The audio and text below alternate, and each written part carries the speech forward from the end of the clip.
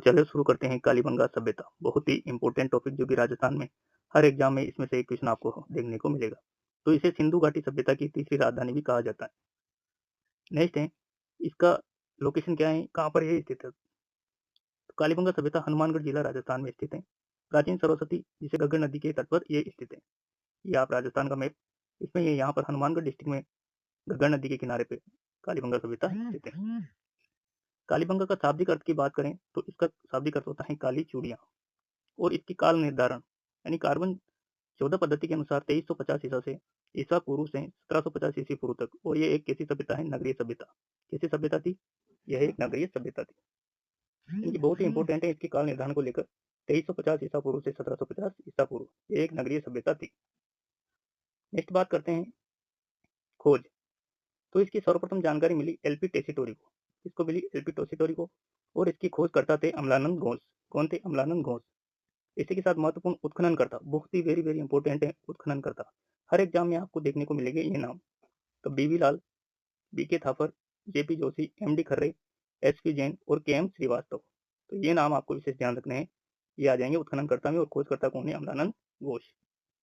Next बात करते हैं एक स्थल और दो संस्कृतियां समय की परतें। यानी कालीबंगा के उत्खनन में 5 स्तर सामने आए हैं। 1 2 3 4 5। कालीबंगा सभ्यता के जो 5 स्तरों में खंड, इसका 5 स्तर। तो इसमें से पहला और जो दूसरी स्टेप है ये प्राक हड़प्पा से संबंधित है। और तीसरी, चौथी और पांचवी जो स्तर हैं, थर्ड, फोर्थ और फिफ्थ, जो कि विकसित हड़प्पा से संबंधित है। तो ये बहुत ही ध्यान रखना है। फर्स्ट और सेकंड स्तर किससे संबंधित है? प्राक हड़प्पा से। और स्तर 3, 4, 5 किससे संबंधित है? विकसित हड़प्पा सभ्यता से। नेक्स्ट यानी कि इसका कुल 5 स्तरों में उत्खनन हुआ है। नेक्स्ट बात करते हैं प्राक हड़प्पा यानी कि स्तर फर्स्ट और सेकंड। प्राक हड़प्पा में कौन से आएंगे? फर्स्ट और सेकंड स्तर। विश्व की प्राचीनतम कृषि क्रांति, यानी इसमें क्या क्या मिला है? जुते हुए खेतों के साक्ष्य। यहाँ विश्व में जुते हुए खेत के सबसे पहला प्रमाण यहाँ पर मिला है।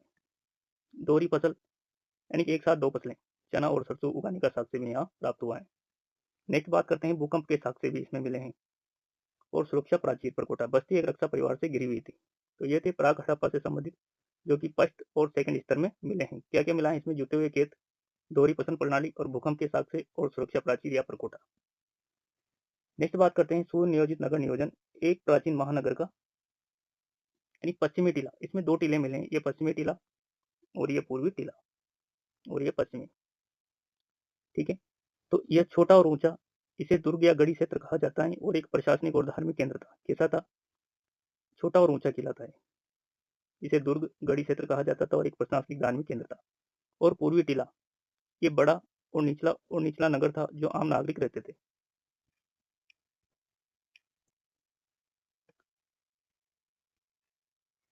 नेक्स्ट बात करते हैं पश्चिमी टीला, शक्ति और अनुष्ठान का केंद्र। पश्चिमी टीले में प्रशासनिक भवन संभावित रूप से शासक वर्ग के उपयोग के लिए था। ईंटों के चबूतरे, इन पर 7 आयताकार यज्ञ वेदियां, अग्निकुंड देख सकते हैं आप, 7 अग्निकुंड इसमें मिले हैं। और दोहरी रक्षा प्राचीर, यह किला दोहरी सुरक्षा प्राचीर से घिरा हुआ था। नेक्स्ट बात करते हैं पूर्वी टीले की, जो कि आम नागरिकता का जीवन इसमें निवास करता था। निर्माण सामग्री में मकानों के निर्माण में कच्ची व धूप में पकाई ईंटों का प्रयोग होता था। यानी कि आप ये मकान देख सकते हैं, इसमें कच्ची ईंटों का प्रयोग किया गया है। कौन सी ईंटें? कच्ची ईंटों का। जिसे दीनहीन बस्ती, पक्की ईंटों की कमी और अपेक्षाकृत सरल निर्माण के लिए इसे दीनहीन या गरीबों की बस्ती भी कहा जाता है। और सड़कें, बहुत ही शानदार क्वेश्चन है। सड़कें एक दूसरे को समकोण पर काटती हुई यानी ग्रिड पैटर्न पर आधारित सड़कें थी। देख सकते हैं, ये आप देख सकते हैं, एक दूसरे को समकोण पर काट रही हैं सड़कें। इसी के साथ नेक्स्ट है लकड़ी की नाली, बहुत ही शानदार। सिंधु सभ्यता में लकड़ी की नाली का एकमात्र साक्ष्य है जो कि जल निकासी की एक अनूठी प्रणाली को दर्शाता है। ये आप देख सकते हैं लकड़ी की नालियां। और अलंकृत ईंटें, यानी यहाँ मकानों के फर्श में अलंकृत डिजाइनदार ईंटों का प्रयोग किया जाता था। और ये ईंटें कैसी होती थी? ये पक्की हुई ईंटें होती थी। जबकि मकानों में कौन सी ईंटों का प्रयोग किया जाता था? मकानों में कच्ची ईंटें। और यहाँ पे फर्श में, इनमें अलंकरण में पक्की ईंटों का प्रयोग किया गया है। नेक्स्ट बात करते हैं शल्य चिकित्सा का साक्ष्य। और यहाँ पे क्या मिला है? एक चकित करने वाली खोज। एक बच्चे की खोपड़ी मिली है, कपाल मिला है जिसमें 6 छिद्र, ये देख सकते हैं आप। इसे शल्य चिकित्सा का प्रमाण माना जाता है। नेक्स्ट है आस्था और अंतिम संस्कार, पारलौकिक जीवन की मान्यताएं। शवदान की यहाँ पर 3 विधियां प्रचलित थी।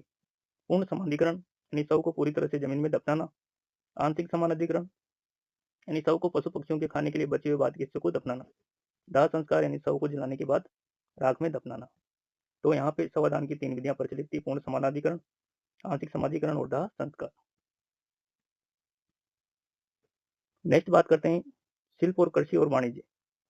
फसलें, यहाँ पर कौन कौन सी फसलें, गेहूं, जौ, चरचो, सरसों, चना, इनके यहाँ पर प्रमाण मिले हैं। गेहूं, जौ, सरसों और चना। बेलनाकार मोहरें, तांबे के यहाँ पर बेल मिले हैं, है ना। और हाथी दांत की यहाँ पे कंघी और ऊंट की हड्डियां परिवहन और पशुपालन का साक्ष्य भी यहाँ मिला है। नेक्स्ट है कालीबंगा की अद्वितीय विरासत। सिंधु घाटी की राजधानी, तीसरी राजधानी किसने कहा है? कालीबंगा सभ्यता को सिंधु घाटी सभ्यता की तीसरी राजधानी किसने कहा है? दशरथ शर्मा ने। विश्व का पहला जुता हुआ खेत के साक्ष्य भी यहाँ मिले हैं। लकड़ी की नाली का एकमात्र साक्ष्य और शल्य चिकित्सा का प्रमाण भी यहाँ मिला है। नेक्स्ट बात करते हैं परीक्षा हेतु महत्वपूर्ण बिंदु जो कि एक नजर में कालीबंगा से संबंधित, यानी कि स्थान है हनुमानगढ़ राजस्थान, गग्गर नदी। खोज करता है अमलानंद घोष और विशेष नाम है दीनहीन बस्ती या कच्ची ईंटों के कारण। और यहाँ पर क्या क्या साक्ष्य मिले हैं, वेरी वेरी इंपॉर्टेंट। आप देख सकते हैं जुते हुए खेत के प्रमाण, अग्निकुंड, लकड़ी की नाली, शल्य चिकित्सा, शवदान की 3 विधियां, बेलनाकार मोहरें और अलंकृत ईंटें, ये यहाँ पर मुख्यतः मिली हैं। तो ये थी कालीबंगा सभ्यता से संबंधित जानकारी, जिसमें आपको चित्रों के माध्यम से पूरी डीप से समझाने की कोशिश की गई है। तो थैंक यू, बने रहिए नेक्स्ट सभ्यता के लिए, क्योंकि हम एक वीडियो में एक ही सभ्यता का शॉर्टली रिवीजन करेंगे। तो थैंक यू, बने रहें क्लास में। अगर क्लास अच्छी लगे तो लाइक, शेयर एंड कमेंट करना न भूलें। Thank you for watching. और अगर चैनल पर नए हैं तो चैनल को सब्सक्राइब जरूर करें।